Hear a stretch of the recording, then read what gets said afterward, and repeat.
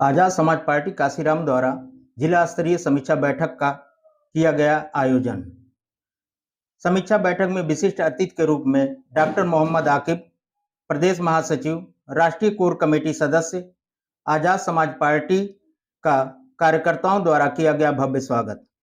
नमस्कार, मैं हूं केपी मौर्य और आप देख रहे हैं आज का भारत लाइव। आज कांटे चौराहे के पास स्थित महात्मा गांधी अनारी देवी विद्यालय में आजाद समाज पार्टी काशीराम के कार्यकर्ताओं ने जिला अध्यक्ष राम प्रसाद की अध्यक्षता में पार्टी की जनपद स्तरीय समीक्षा बैठक का आयोजन किया गया।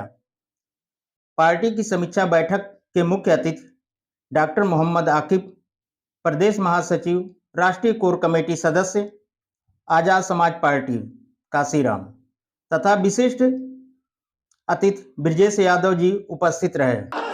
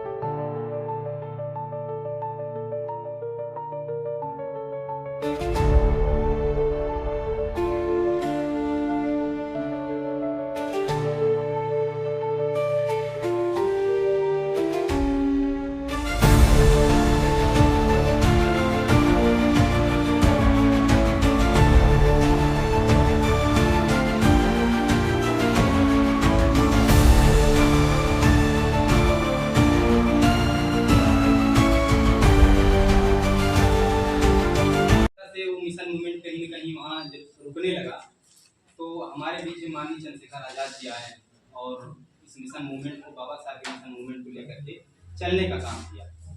तो कहीं न कहीं बहुत एहसान है उनका भी हमारे ऊपर और समाज के ऊपर कि उन्होंने इस समाज को जो है आगे ले जाने का काम किया।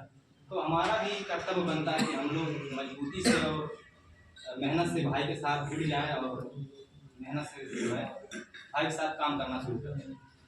इसके लिए हम सबको क्या करना होगा?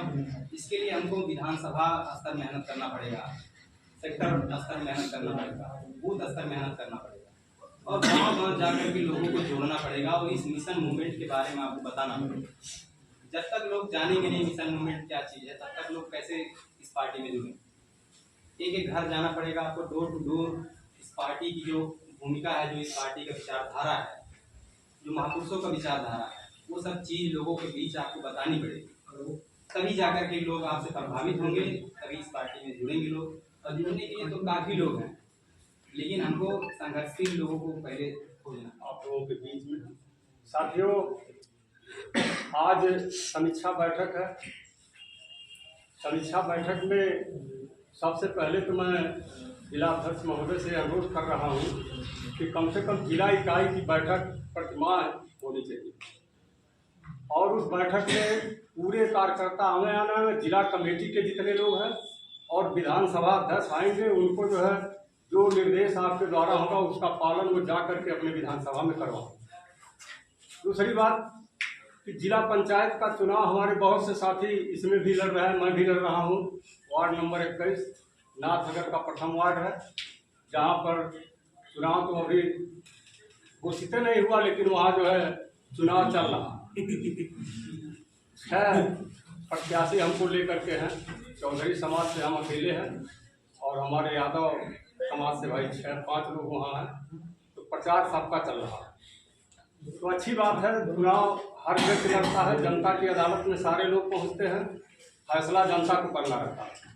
लेकिन आज भी माननीय आजाद समाज पार्टी के जो मुखिया हैं परम आदरणीय चंद्रशेखर आजाद जी जो नगीना से सांसद भी हैं और अपने दम पर उन्होंने पार्टी के कार्यकर्ताओं के सहयोग से संसद में पहुंचने का काम किया, जो भारत देश की सबसे बड़ी पंचायत है। तो उनके सिपाही आप लोग हैं। आप लोगों को भी इतना मेहनत कीजिए। कभी हम लोग बहुत पीछे हैं, अभी हम लोग इस जिले में बहुत पीछे हैं। अगर एक जिला पंचायत सीट भी निकालने में हम लोग मजबूर हैं। हमारे वहाँ 13 गांव केवल चौधरी समाज का है, बड़े बड़े गांव हैं। चौधरी मैं अकेले हूँ, फिर भी मैं डर रहा हूँ कि चुनाव जीतूंगा कि नहीं जीतूंगा, जबकि चौधरी समाज का 90% वोट मेरे पक्ष में आएगा, कोई रोक नहीं पाएगा। तो आप लोग मेहनत कीजिए पार्टी के लिए। आज जिस मिशन को हम चला रहे हैं, जिस मिशन से हम जुड़े हुए हैं, बाबा साहब के मिशन से जुड़ रहे हैं, बाबा साहब के विचारों से जुड़ रहे हैं।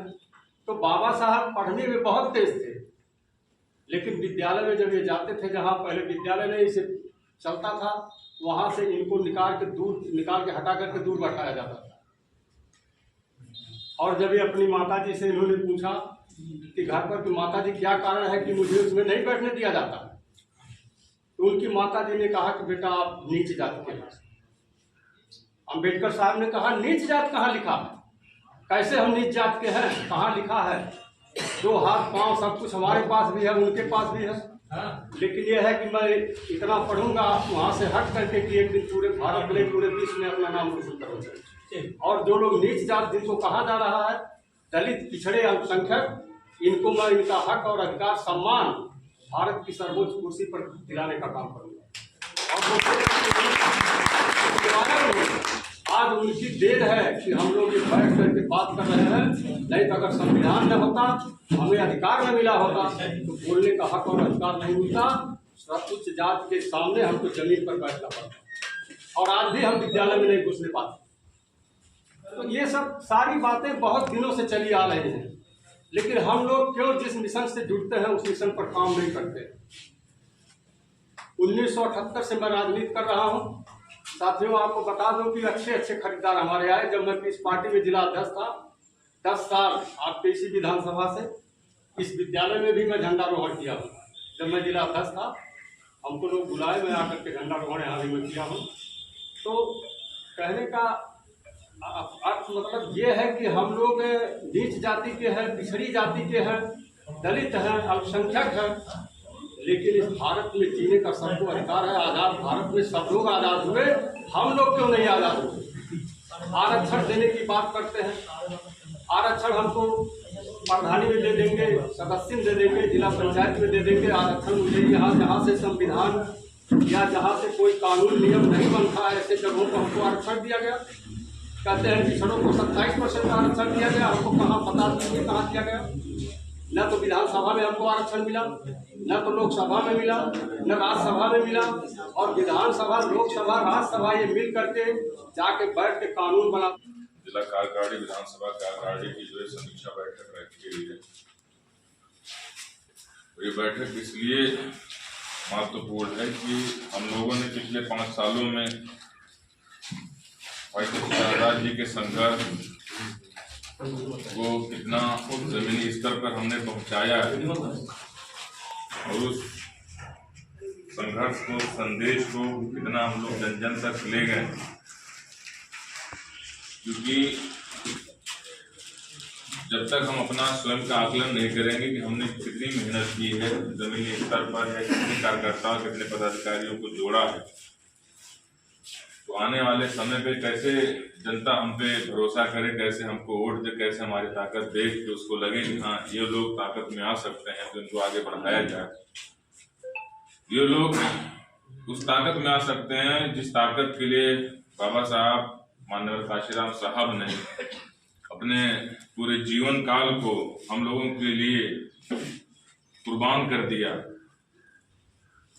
तो सबसे महत्वपूर्ण होता है जब भी राजनीतिक रूप से हम लोग सत्ता या कोई ताकत हासिल करना चाहते हैं, तो उसमें संगठन बहुत महत्वपूर्ण रोल अदा करता है। जिस दल का संगठन अच्छा होता है, बढ़िया होता है, ताकतवर होता है, जिस संगठन का कार्यकर्ता जमीनी स्तर पर निचले स्तर तक मजबूती से खड़ा होता है, वो दल राजनीति में सत्ता में आती है, और जब सत्ता में आती है तो उस दल की विचारधारा या उस विचारधारा को समझने वाले लोग, जो मानने वाले लोगों का भला होता है। मान्यवर काशीराम साहब ने भी अपने जीवन काल में 30-40 साल में अपने लोगों को मजबूत करने के लिए, अपने इस शोषित वंचित समाज को मजबूत करने के लिए राजनीतिक सत्ता का स्वाद चखाया था। वो इसीलिए चखाया था कि ताकि आने वाले समय में जो हमारी दुर्गति हुई, इतनी सैकड़ों सालों से हुई, इतने हजारों सालों से हुई है, उस दुर्गति को सत्ता के और सरकार के माध्यम से हम लोग दूर कर सकते। अब चूंकि उनके जाने के बाद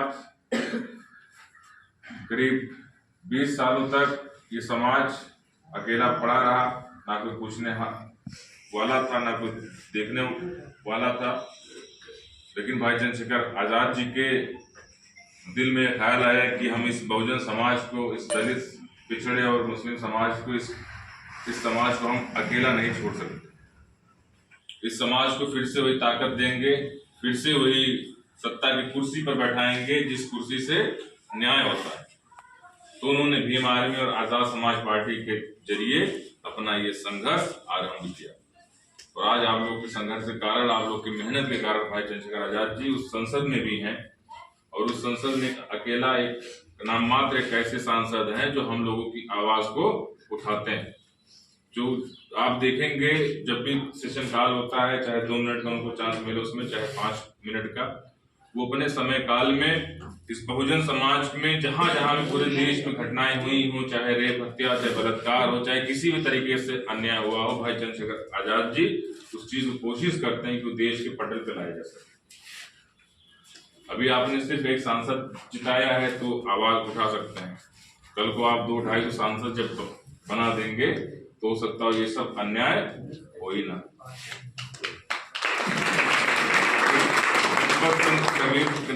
नगर में हम लोगों ने पिछले 5-7 सालों से, 8 सालों से पहले भीम आर्मी के जरिए, फिर जब आजाद समाज पार्टी बनी, तो इस राजनीतिक आज ये हमारी बैठक जनपद कबीर नगर की समीक्षा बैठक थी, और इस समीक्षा बैठक में हमारे सभी विधानसभा स्तर के मुख्य पदाधिकारीगण आए थे, जिला कार्यकारिणी आए थे, इनसे समीक्षा हो रही थी कितना अभी तक हमारा बूथ और सेक्टर तैयार हुआ है, और बूथ और सेक्टर पे कैसे हम लोग काम करना है। जैसे कि भाई चंद्रशेखर आजाद जी का जो निर्देश है कि हर बूथ में हम लोग हर 4 बूथ रक्षक तैयार करें, दिशा में हम लोग ये मीटिंग आउट की गई थी। अच्छा सर, इस बैठक के माध्यम से क्या संदेश देना चाहते हैं लोगों को?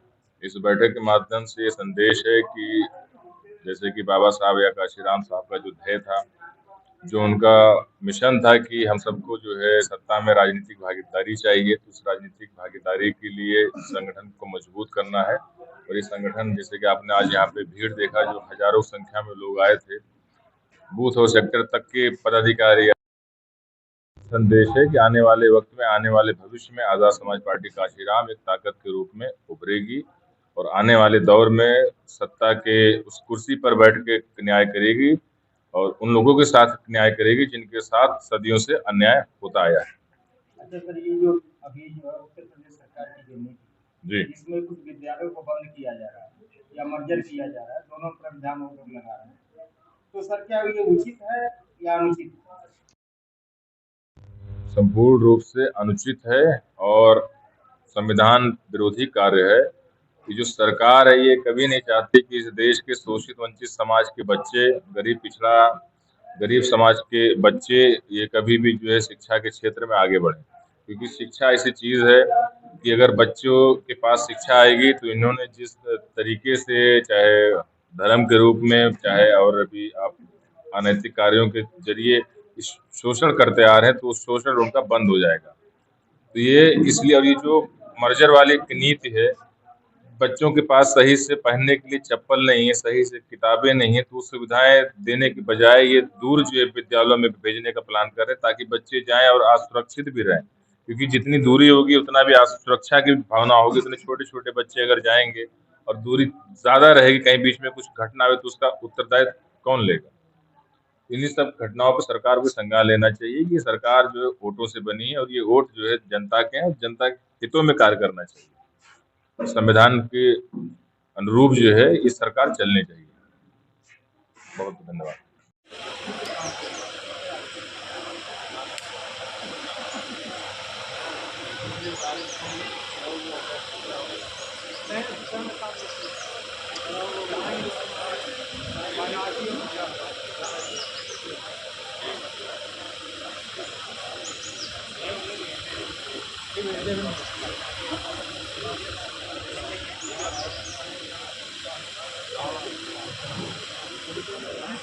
गिरने नहीं देंगे।